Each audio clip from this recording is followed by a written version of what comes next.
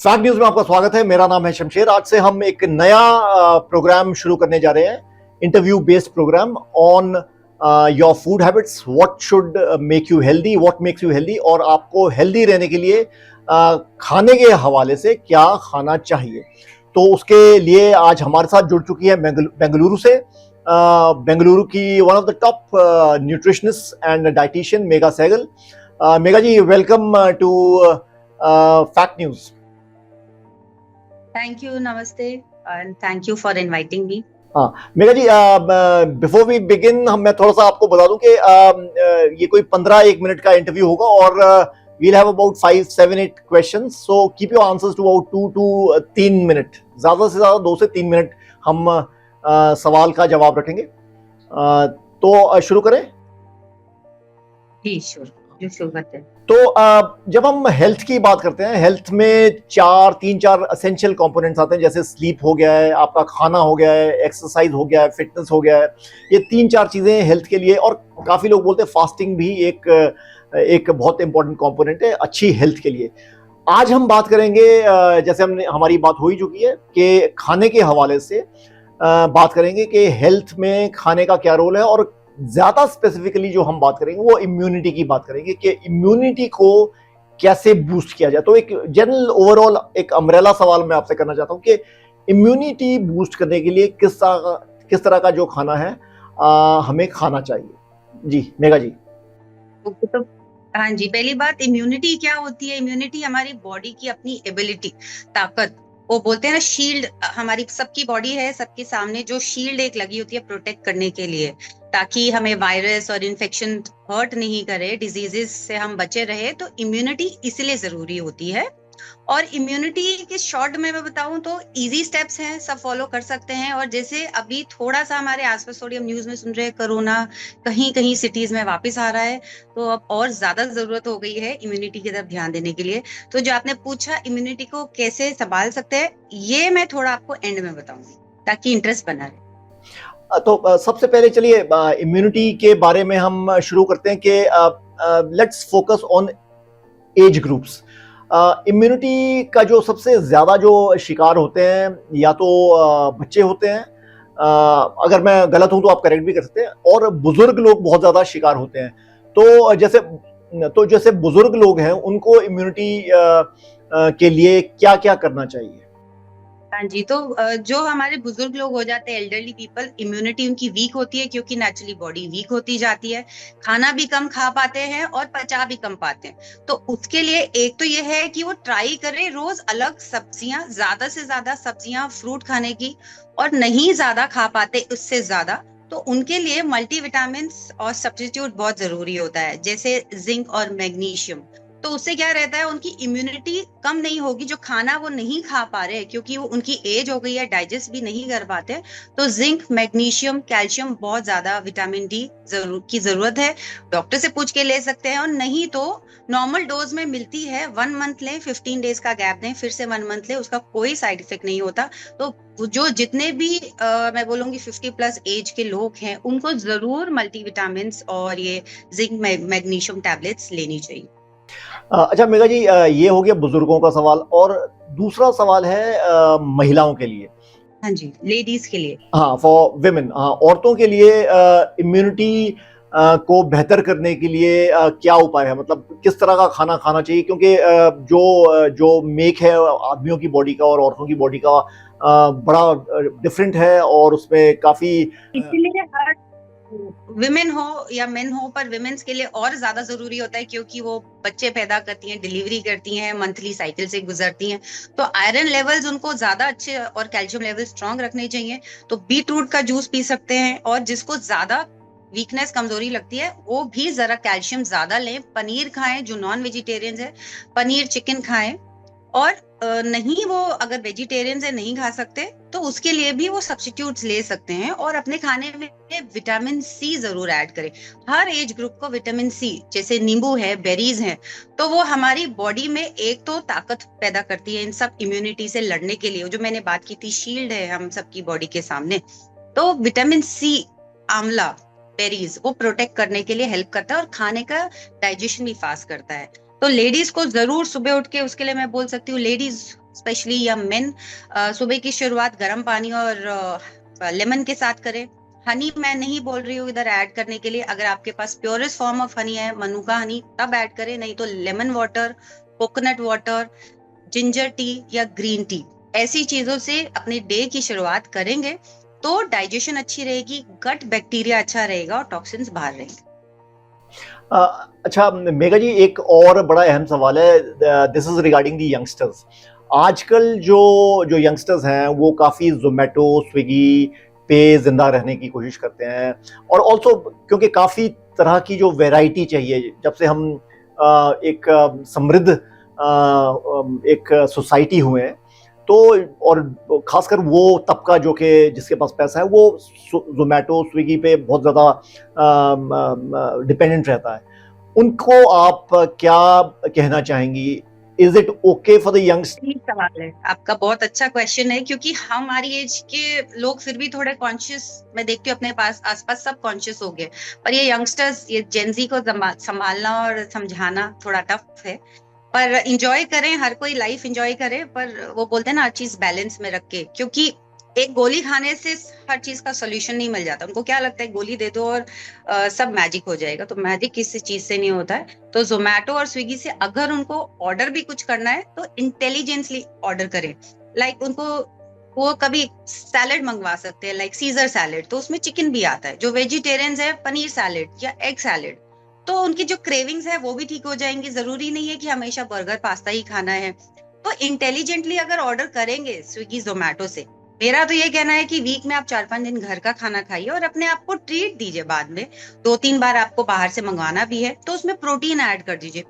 Bake chicken होता है या ग्रिल्ड चिकन होता है, ग्रिल्ड पनीर होता है, ऐसी डिशेस जिसमें सॉसेस कम हो, फ्राइड चीजें कम हो। फ्राइड फ्रेंच फ्राइज तो खाने ही नहीं चाहिए। और ऑफ कोर्स स्मोकिंग, अल्कोहल, ये भी आजकल का पार्ट है। तो इन सब से जितना कंट्रोल करेंगे, एक इधर ऐसे एग्जांपल दूंगी कि आप सबकी बॉडी, एक स्पेशली मर्सिडीज बेंज की जो हाई क्लास कार रहती है, वो कैसे होती है, उसको हम अगर उसमें गंदा पेट्रोल डालेंगे तो क्या चलेगी, काम करेगी उसकी मशीनरी? तो ऐसे ही आपकी भी बॉडी है यंगस्टर्स की, एकदम हाई क्लास, तो आप उसमें जैसे अच्छा खाना डालेंगे वो आपको वैसे परफॉर्मेंस देगी। तो अच्छा ऑर्डर भी करना है तो आप वैसे कर सकते हैं, इंटेलिजेंटली। प्रोटीन ऐड करिए, fibre. Megha ji, would it be right to say कि एक जो रिक्शा वाला है जो साधारण खाना खाता है और एक काफ़ी जो जोमेटो स्विगी से ऑर्डर करता है, उसमें फ़र्क उतना ही है जितना एम्बेसडर कार में और मर्सिडीज बेंज में? मतलब मेरा कहने का मतलब है कि रिक्शा वाला इज लाइक मर्सिडीज बेंज। क्योंकि मैं बताऊं, आपके जो रिक्शा वाले हैं ना, आप उनको देखेंगे नहीं वो जल्दी बीमार हो रहे हैं, क्योंकि उनकी इम्यूनिटी ज्यादा स्ट्रांग है। वो बाहर हवा पानी में रह रहे हैं, वो इतनी फिजिकल एक्टिविटी कर रहे हैं कि उनमें अपने आप वो नेचर की तरफ से इतनी फिजिकल एक्टिविटी करते हैं। सारे टॉक्सिन्स बाहर कैसे निकलते हैं? स्वेट के थ्रू, पसीने के थ्रू। वो पानी पीते हैं, वहीं स्वेट निकालते हैं। इतनी उनकी एक्सरसाइज होती है, इतना थकते हैं कि वो जल्दी सोते हैं। हमारे आजकल की आप लाइफस्टाइल देखिए, कोई जल्दी सोता नहीं है, डाइजेशन खराब है, कॉन्स्टिपेशन खराब है, क्योंकि इतने सबको कंफर्ट मिल गए हैं, कंफर्टेबल लाइफ है, टीवी देख रहे हैं, नेटफ्लिक्स देख रहे हैं, उल्टा सीधा उल्टे टाइम पे खाना खा रहे हैं। पर जो रिक्शे वाला है ना, आप उनको कम बीमार होते हुए देखेंगे, क्योंकि वो जो खा रहे हैं उनको हजम भी हो रहा है, टाइम से सो रहे हैं, मेहनत कर रहे हैं, स्वेट के थ्रू अपने टॉक्सिन्स निकाल रहे हैं, और वो ज्यादा हेल्दी है, क्योंकि उनकी लाइफ में ये एक्स्ट्रा चीजें नहीं है। स्विगी जोमेटो नहीं है, एक्स्ट्रा खाना नहीं है। नहीं, वही मैं बोला था कि आई वाज कंपेयरिंग रिक्शा वाला with the Mercedes Benz, a better car. हाँ जी, नहीं, उधर बस वो समझाने के लिए यंगस्टर्स को कि उनकी बॉडी का अगर वो उस तरीके से ख्याल रखेंगे, क्योंकि देखिए जो ऑनलाइन खाना आता है वो हमें मालूम नहीं कौन से टाइप का ऑयल यूज करते हैं, कौन से टाइप की सॉसेज यूज करते हैं, कितना पुराना है, फ्रेश है। घर का खाना तो फ्रेश रहता है। तो फ्रेश खाना हम लोग खाएं या कोई और मिडिल क्लास इंसान खाए, फ्रेश खाना, उसमें ही ताकत है बाहर के खाने से। तो वंस इन अ व्हाइल चलता है, नॉट ऑलवेज। अच्छा मेघा जी, व्हाट अबाउट दी टॉडलर्स, जो बच्चे हैं, जो जिनका जो माँ बाप के ऊपर डिपेंडेंट है? एक उम्र होती है जब बच्चा रिपेल करता है कि मैं ये खाऊंगा ये नहीं खाऊंगा, और एक उम्र होती है जब बच्चा खा लेता है, जो पेरेंट्स देते हैं, माँ देती है, आप पिताजी देते हैं।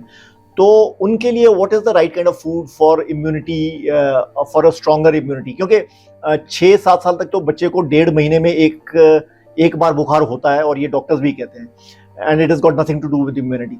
But what would you recommend as a nutritionist? तो इधर भी बच्चों की भी फेजेस हैं, जैसे जो बेबीज हैं फ्यू मंथ्स ओल्ड, तो उनके लिए मैं बोलूंगी बेस्ट फीड तो ऑब्वियसली मदर्स मिल्क है।